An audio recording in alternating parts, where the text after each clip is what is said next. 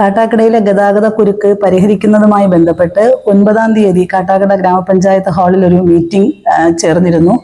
അന്നൊരു അന്തിമ തീരുമാനമുണ്ടായില്ല. ഇന്ന് വീണ്ടും എല്ലാവരും ചേർന്ന് എല്ലാ രാഷ്ട്രീയ പാർട്ടി നേതാക്കൾ, വ്യാപാരി വ്യവസായി പ്രതിനിധികൾ, മോട്ടോർ തൊഴിലാളി സംഘടനയുടെ നേതാക്കൾ എല്ലാവരും ചേർന്ന് ഇന്ന് വീണ്ടും യോഗം ചേർന്നു.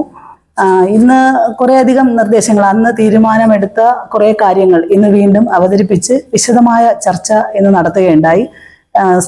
പോലീസ് SHO ഉണ്ടായിരുന്നു, RTO ഓഫീസിൽ നിന്നും പ്രതിനിധി ഉണ്ടായിരുന്നു, KSRTCയുടെ പ്രതിനിധി ഉണ്ടായിരുന്നു. അങ്ങനെ ഒരു നല്ല വിശദമായ ചർച്ചയുടെ അടിസ്ഥാനത്തിൽ കുറച്ച് കാര്യങ്ങൾ ഇന്ന് നമുക്ക് തീരുമാനമെടുക്കാൻ സാധിച്ചിട്ടുണ്ട്. ഈ ഒരു ഗതാഗത കുരുക്ക് പരിഹരിക്കുന്നതിന്റെ ഭാഗമായിട്ട് ആദ്യം തന്നെ നമ്മുടെ കഞ്ചൂർക്കോണം റോഡ് ആദ്യത്തെ 50 മീറ്റർ നോ പാർക്കിംഗ് ആക്കാൻ തീരുമാനിച്ചിട്ടുണ്ട്.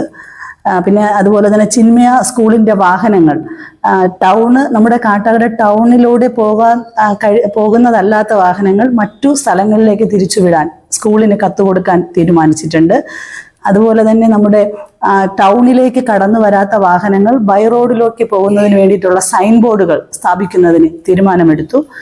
പിന്നെ അനധികൃതമായി നമ്മുടെ തിരുവനന്തപുരം നെയ്യാറ്റിൻകര റോഡിൽ നിന്നും കാട്ടാക്കട ട്രഷറി വരെയും ക്രിസ്ത്യൻ കോളേജ് വരെയുമുള്ള സ്ഥലങ്ങളിലുള്ള അനധികൃതമായിട്ടുള്ള 2 വീലർ പാർക്കിംഗ് പൂർണ്ണമായും അത് പിഴയൊടുക്കാൻ പോലീസിനോട് നിർദ്ദേശം കൊടുക്കാൻ തീരുമാനിച്ചിട്ടുണ്ട്. കാരണം വളരെ നേരത്തെ കട തുറക്കുന്നതിന് മുമ്പും അതിനുശേഷവും ഒരുപാട് വാഹനങ്ങൾ വളരെ നേരം പാർക്ക് ചെയ്യുന്നൊരു പ്രവണത കാണുന്നുണ്ട്.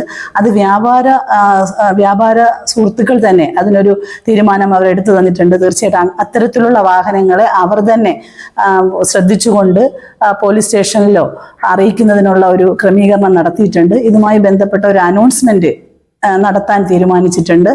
ഈ 2 വീലറുകൾക്ക് പാർക്ക് ചെയ്യുന്നതിന് വേണ്ടിയിട്ട് നെയ്യാറ്റിൻകര റോഡിലെ ദേവി ഓഡിറ്റോറിയത്തിന് സമീപം സ്ഥലം തീരുമാനിച്ചിട്ടുണ്ട്.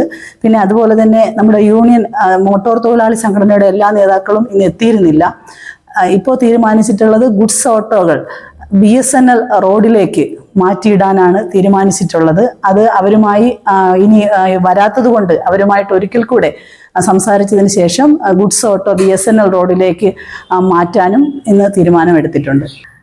കാട്ടാക്കട ജംഗ്ഷനിലെ പാസഞ്ചർ കാറുകൾ കുറച്ച് ഗതാഗത പ്രശ്നമുണ്ടാക്കുന്നതായി ശ്രദ്ധയിൽപ്പെട്ടിട്ടുണ്ട്. ആ പാസഞ്ചർ കാറുകളെ ക്രിസ്ത്യൻ കോളേജിന്റെ മുൻപിലുള്ള ആ സ്ഥലത്തേക്ക് മാറ്റുവാനും ഒരു ധാരണയായിട്ടുണ്ട്. അതും യൂണിയൻ പ്രതിനിധികളുമായി സംസാരിച്ചിട്ട് ആ ഒരു തീരുമാനത്തിലേക്ക് എത്തും.